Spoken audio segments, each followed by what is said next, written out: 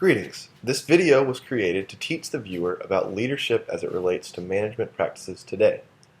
As a process, leadership is the use of non-coercive influence to shape an organization's goals, motivate behavior towards the achievement of those goals, and help define the organization's culture.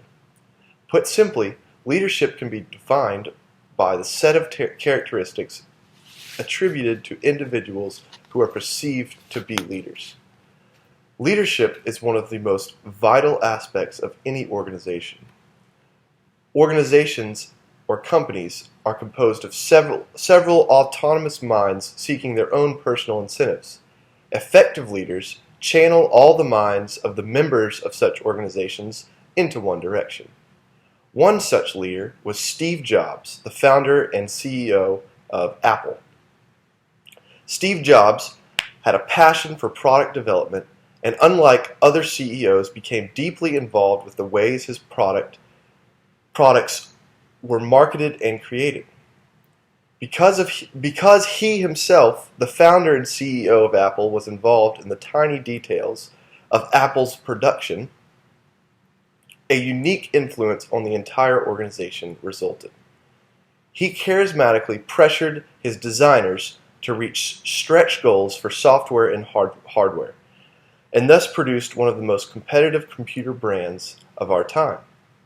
Steve Jobs invested valuable time and articulate interest into the development of Apple's products and pushed his organization past the limits of what everyone thought was possible.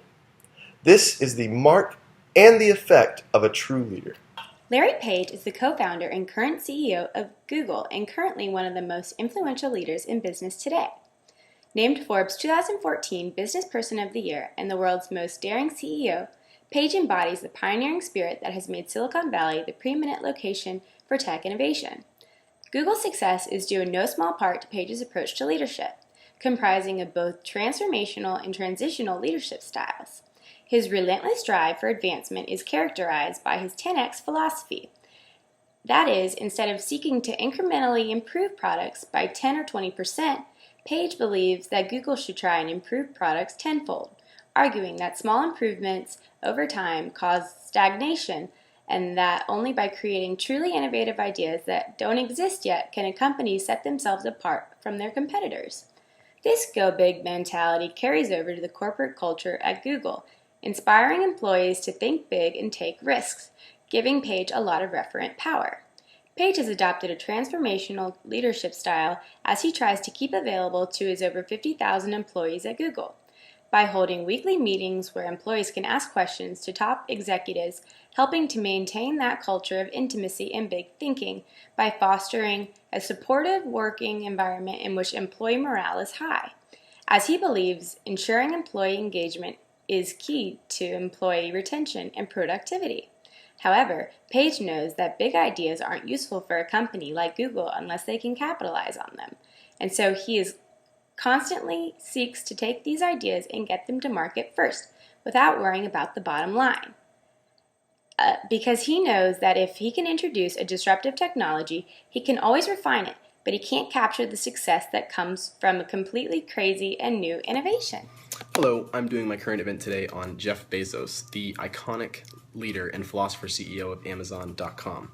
So, Jeff Bezos founded Amazon.com in 1994, and it is now the largest internet retailer in the United States, doing $89 billion in revenue last year in 2014.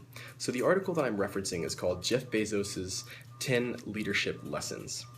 So we have a couple quotes that we're going to review from Jeff Bezos on what he believes his leadership sort of differentiates himself from other leaders in the industry. Bezos tells us, base your strategies on things that won't change. We know this. Amazon sells what people need. They deliver a wider selection at lower prices with faster, reliable delivery. And Bezos derives this legitimate power from his expertise in the retail niche space. So the next quote says that we are willing to be misunderstood for long periods of time. And this means that a lot of Amazon's expansions seem like money-losing distractions at first. However, not to Jeff Bezos. If an idea or an initiative shows strategic sense to him, then a 5 to 7 year financial payoff is okay. He exerts his strategic leadership by understanding his own organization as well as the external environment. And the last quote says, "Our culture is friendly and intense. But if push comes to shove, we'll settle for intense."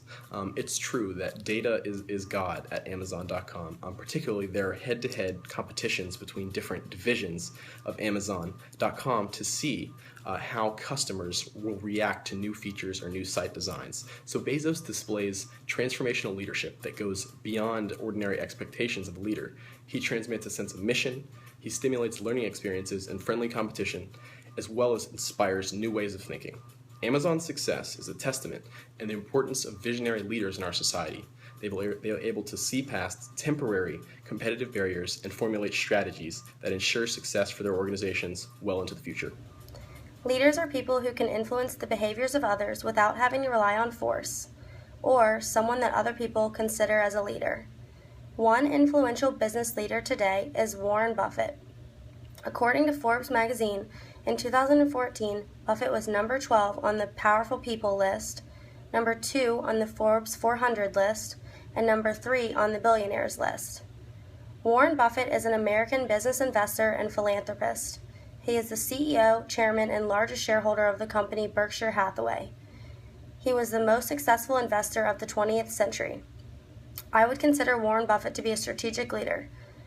According to the textbook, a strategic leader is one that has the capabilities to understand the complexities of both the organization and its environment and is able to lead change in the organization to achieve and maintain a superior alignment between the organization and its environment. A strategic leader must have a thorough and complete understanding of the organization in which they lead also. Buffett understood the world of investing and used it to his advantage and was able to become one of the most successful, wealthiest men in the world. Also, on July 6, 2015, Buffett donated $2.84 billion to the Gates Foundation, which is the largest act of charitable giving in the United States history. This, along with many other contributions to the philanthropic and business world made by Buffett, are reasons why he is such an influential leader in today's business society. Being a good leader and being a good manager are two very distinct things. A company is much better off when the person in charge is a mixture of both. This very issue has been the reason behind the top-level CEO change in a company we all know and love, Starbucks. Previously, Starbucks CEO Howard Schultz stepped down as CEO of the company and Jim Donald took over.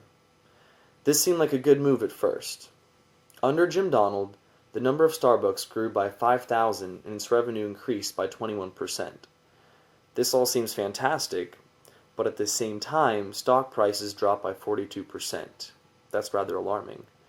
Howard Schultz was chairman at the time, and he saw many issues and he knew where the problem was. Jim was focused on rapid growth at the expense of the brand. Knowing where this would lead to forced Howard to make a very, very difficult decision, and he fired Jim and took over as CEO. Howard realized that Jim wasn't a strategic leader. A strategic leader has the capability to understand the complexities of both the organization and maintain a superior alignment between the organization and its environment. Jim was focused on the organization and its profits, but not on the environment in which it was already established. Firing Jim was one of the hardest things Howard has done, but it was a much-needed change. Howard put his allegiance to the organization and its people over the relationship with an employee, because that is what the company needed and that is what people needed. Howard was a true leader. Thank you for watching, and we'll see you next week.